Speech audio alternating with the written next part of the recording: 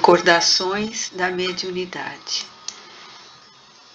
Parte B. Amigo ignorado. Será dever, porém, para melhor compreensão do que desejo relatar, participar ao leitor de que eu mesma descendo de indígenas brasileiros da tribo Goitacás. Minha bisavó paterna, por linha varonil, era legítima índia Goitacás e foi aprisionada, ainda na primeira infância, durante uma grande caçada por meu tetravô, rico fazendeiro português, no estado do Rio de Janeiro, que mais tarde casou a pupila com um filho seu, o qual se tornou então o meu bisavô. Essa senhora, cujo nome nativo não foi jamais conhecido pela família que a adotou, recebeu o nome cristão de Firmina e foi nossa portadora de grande bondade de coração e honradez, mãe de família exemplar, jamais demonstrando qualquer complexo selvagem, segundo a tradição da família, tornando-se por isso mesmo amada e respeitada por toda a descendência, que se honrava também por sua origem. Ao que parece, eu seria o único descendente seu que se não se entusiasmava pela origem Goitacás, embora também amasse a memória da ancestral piedosa, a quem nem mesmo o meu genitor chegou a conhecer, respeitando contudo sua recordação, graças ao extremo noticiário que embalou 3 gerações da família. Pertencendo antes a falanges espirituais emigradas da Europa, não me entusiasmava, portanto, pelos ancestrais indígenas. No entanto, cheguei a bem querer os índios brasileiros em geral, graças à história pátria, cujas lições embalaram a minha infância, pois raciocinava que eles, os índios brasileiros, tais como os africanos e os portugueses, tão identificados, foram com a família brasileira que, excetuando-se os descendentes diretos de correntes estrangeiras imigradas, nenhum outro brasileiro deixará de guardar nas próprias veias o sangue generoso de uma das 3 raças acima citadas, sendo que muitos, se não a maioria, os têm os 3 sangues, circulando heroicamente pelos próprios canais venosos em união simbólica. Compreendia, enquanto o ensino espírita, liberal por excelência, fraterno e amoroso, me esclarecia que a verdadeira pátria da humanidade é o universo infinito e que todos os homens são irmãos entre si, afins até mesmo com os 3 reinos inferiores da terra. Eu me admirava, pois, de notar ao meu lado, de vez em quando, a título de ajuda e proteção, a figura espiritual de um índio brasileiro, jovem e gentil, aparentando 18 a 20 anos, cujo semblante apresentava melancolia profunda, enquanto as atitudes eram sempre discretas e afetuosas. Por várias vezes encontrei certa semelhança fisionômica nele com certas tias-avós minhas, que eu bem conhecera, mas o fato não me preocupou, passando pela minha mente com rapidez, sem deixar qualquer rastro de deduções.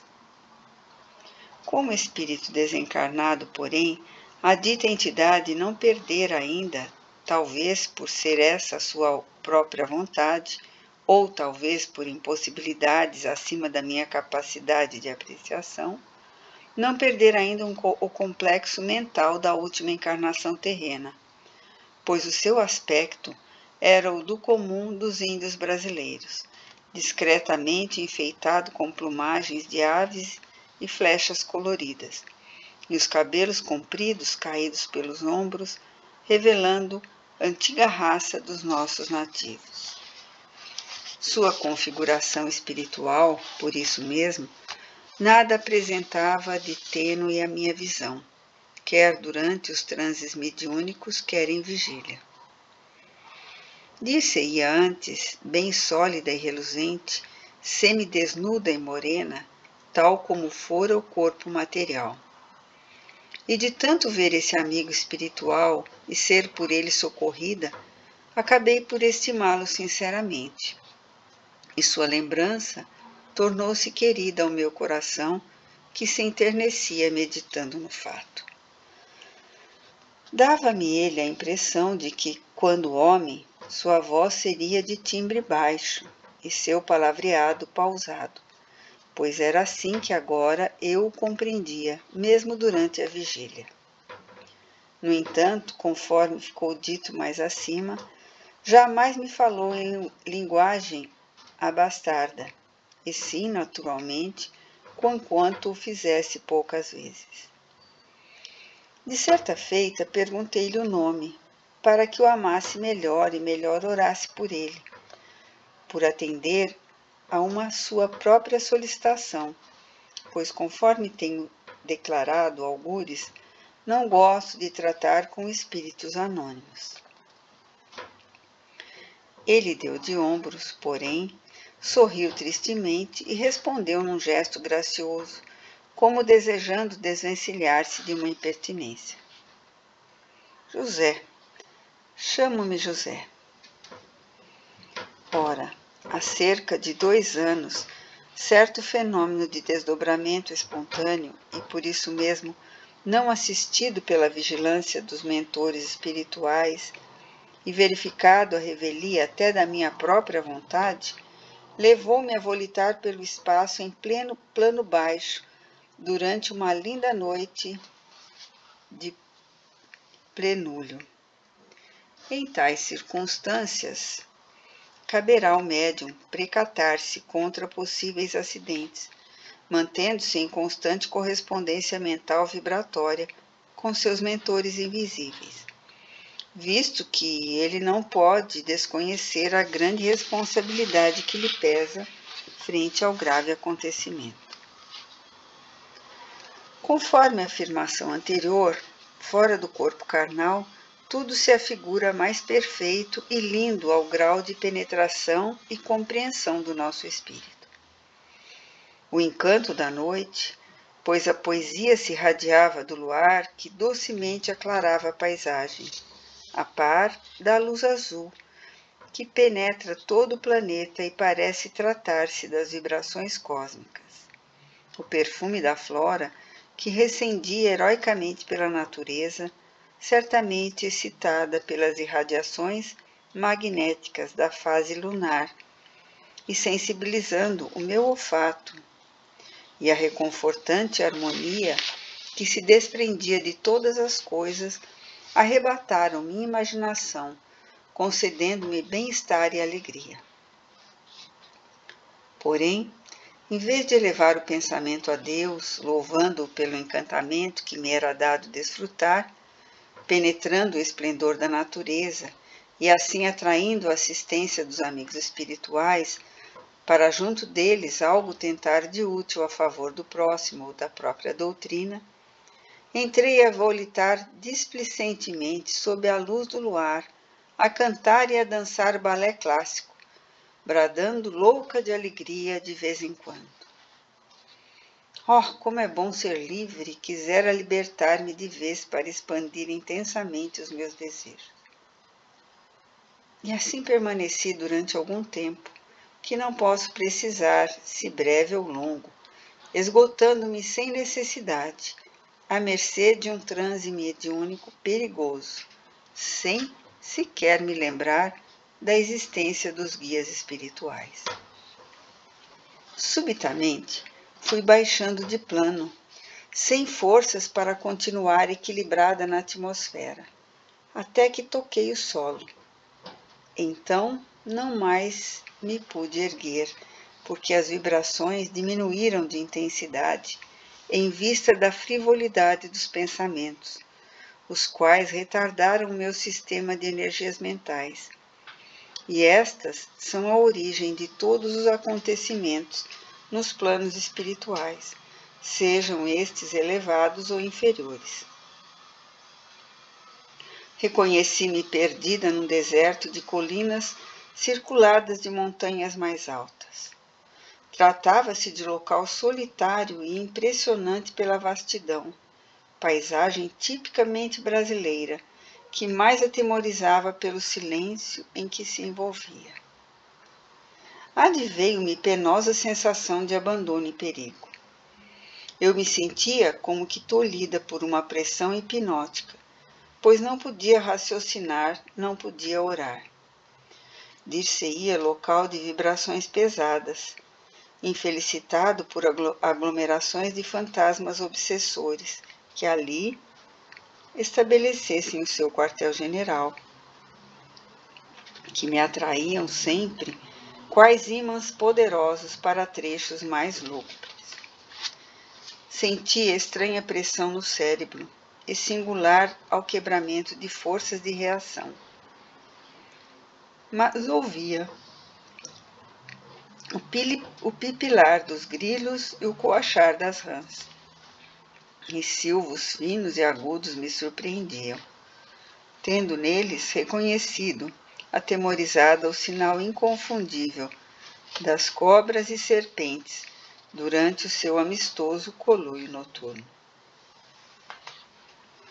Distendeu-se a minha visão e então consegui abranger vasto espaço transitado por dezenas desses terríveis ofídeos, movimentando-se em agitação sugestiva. Até que atrações mais poderosas, invencíveis, me arrastaram para uma grota repulsiva, seguida de matagal profuso e tenebroso.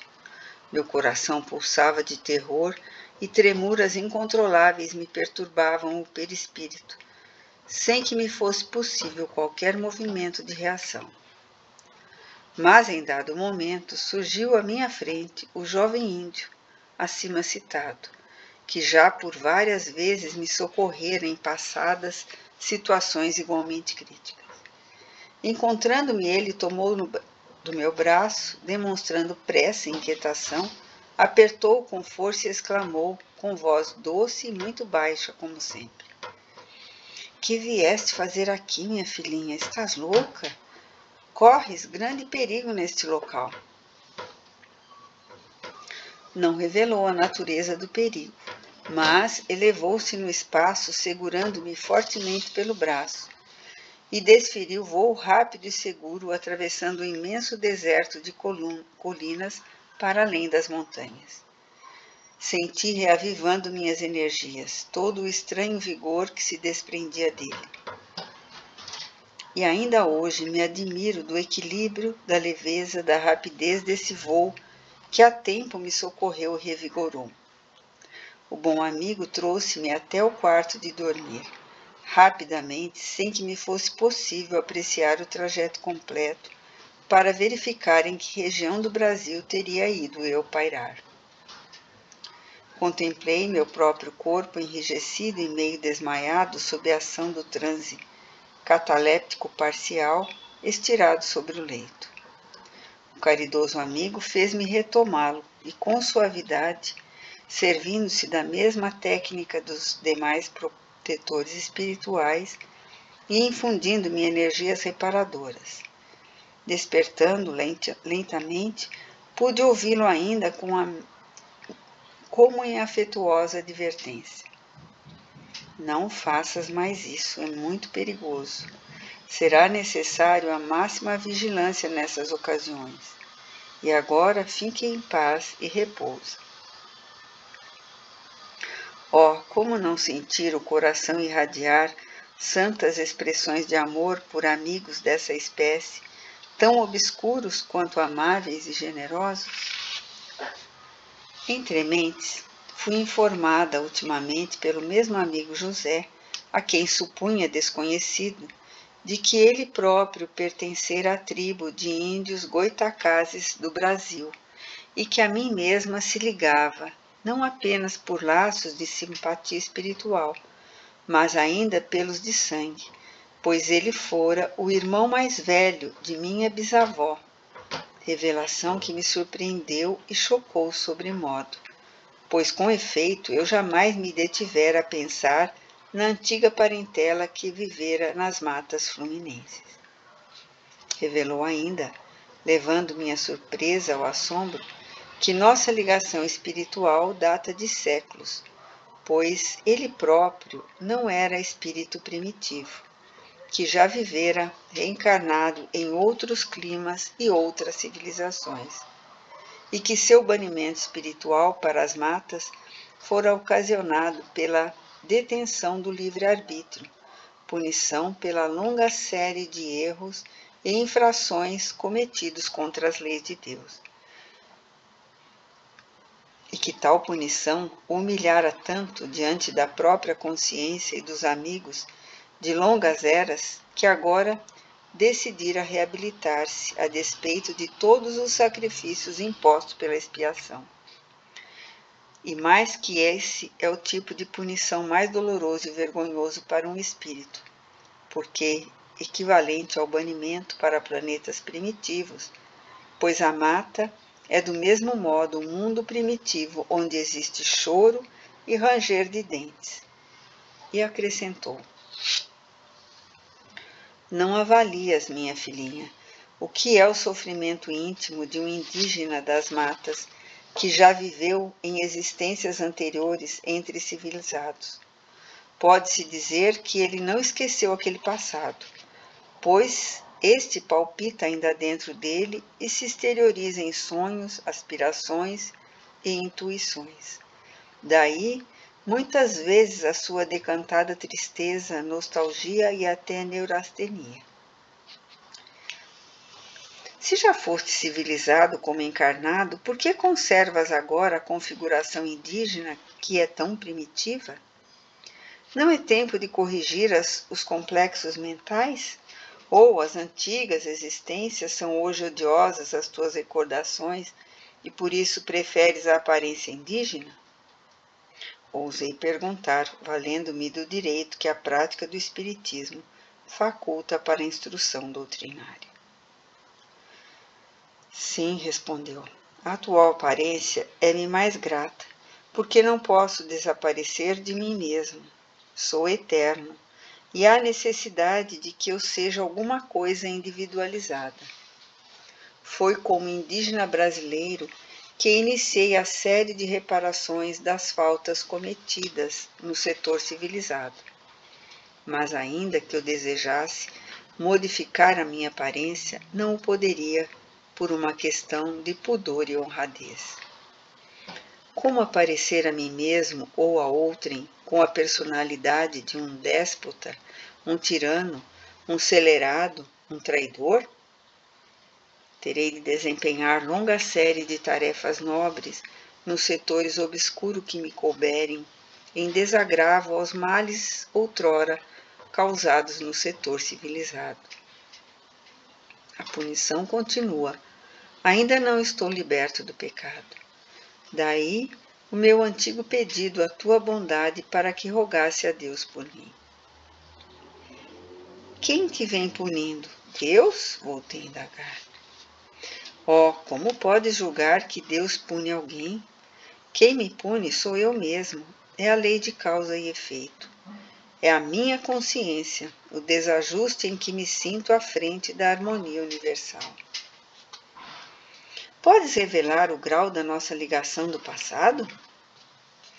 Não, não poderei, nem mesmo como intuição por um sonho. Por que não o podes?